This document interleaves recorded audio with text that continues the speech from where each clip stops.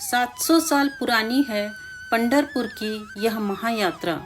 पिछले 700 सालों से महाराष्ट्र के पंढरपुर में आषाढ़ महीने की शुक्ल एकादशी के पावन अवसर पर महायात्रा का आयोजन होता आ रहा है। पंढरपुर पालकी यात्रा या पंढरपुर वारी एक प्राचीन धार्मिक यात्रा है, जिसमें करीब 5 लाख हिंदू श्रद्धालु भगवान विट्ठल के दर्शन के लिए देश के कोने कोने से पताका डिंडी लेकर आते हैं। पंढरपुर वारी महाराष्ट्र में पुणे के आलंदी और देहू से शुरू होकर सोलापुर जिले के पंढरपुर स्थान तक होती है। पंढरपुर में भीमा नदी के किनारे भगवान श्री कृष्ण के एक रूप भगवान विट्ठल का मंदिर है। भगवान विट्ठल को विठोबा या पांडुरंग के नाम से भी जाना जाता है। भगवान विट्ठल की मूर्ति बहुत आकर्षक है, जिसमें भगवान ईंट के ऊपर कमर पर हाथ रखकर खड़े हैं। पंढरपुर की यात्रा की विशेषता है उसकी वारी। वारी का अर्थ है सालों साल लगातार यात्रा करना। पंढरपुर की वारी में हर साल शामिल होने वालों को वारकरी कहा जाता है और यह संप्रदाय भी वारकरी संप्रदाय कहलाता है। जब से यह वारी आरंभ हुई है, तब से पीढ़ी दर पीढ़ी लोग हर साल वारी के लिए निकल पड़ते हैं। महाराष्ट्र में कई स्थानों पर वैष्णव संतों के निवास रहे हैं या उनके समाधि स्थल हैं।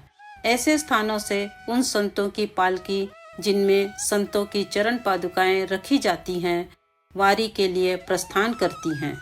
आषाढ़ी एकादशी के दिन पंढरपुर पहुंचने का उद्देश्य सामने रखकर उसके अंतर के अनुसार हर पालकी का अपना सफर का कार्यक्रम तय होता है। इस मार्ग पर कई पालकियां एक दूसरे से मिलती हैं और उनका एक बड़ा कारवां बन जाता है।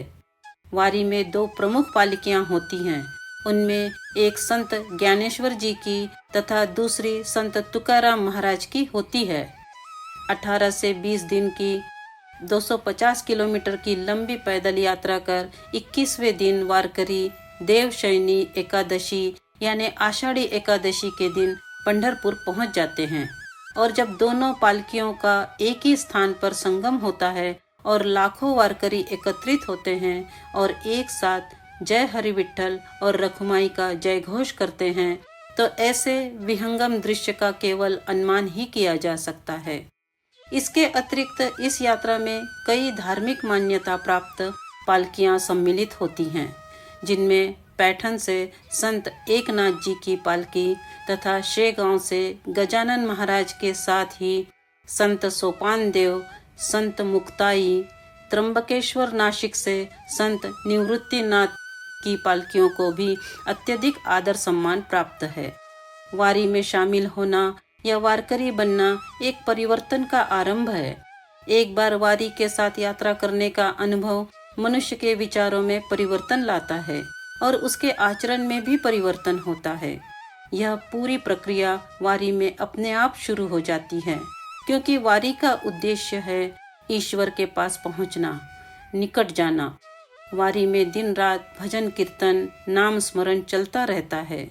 पूरी तरह से भक्तिपूर्ण और आध्यात्मिक वातावरण होता है। पालकी यात्रा में पुरुषों की पोशाक सफ़ेद होती है और महिलाएं रंगीन वस्त्र पहनती हैं। वारी में पुरुष महिलाओं के साथ बच्चे और युवा भी शामिल होते हैं। अलग अलग समूहों में पुरुष वाद्य यंत्र बजाते हुए कीर्तन करते चलते हैं, तो वहीं महिलाएं माथे पर भगवान विट्ठल की मूर्ति या तुलसी के पौधों को लिए चलती हैं।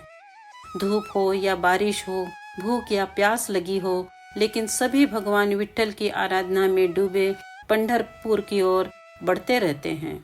चलते चलते भले ही पैरों में छाले पड़ जाएं, लेकिन लोगों के चेहरे पर मुस्कान बनी रहती है। अपने घर की, कामकाज की, खेतों की समस्याओं को पीछे छोड़कर वारकरी वारी के लिए चल पड़ते हैं। वारी का अपना एक अलग ही प्रबंधन तकनीक होता है। हर वारकरी किसी न किसी दिंडी का सदस्य होता है।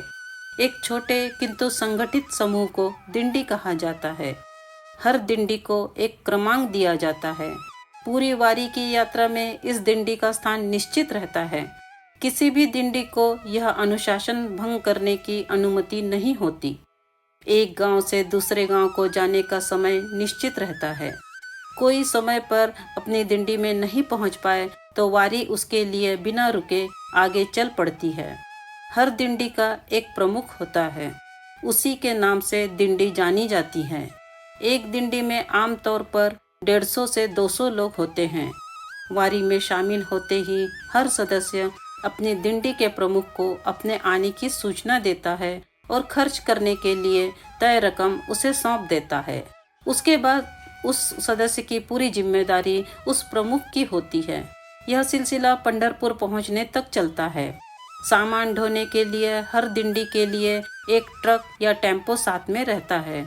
हर रोज के यात्री के विश्राम का स्थान पहले से ही तय होता है।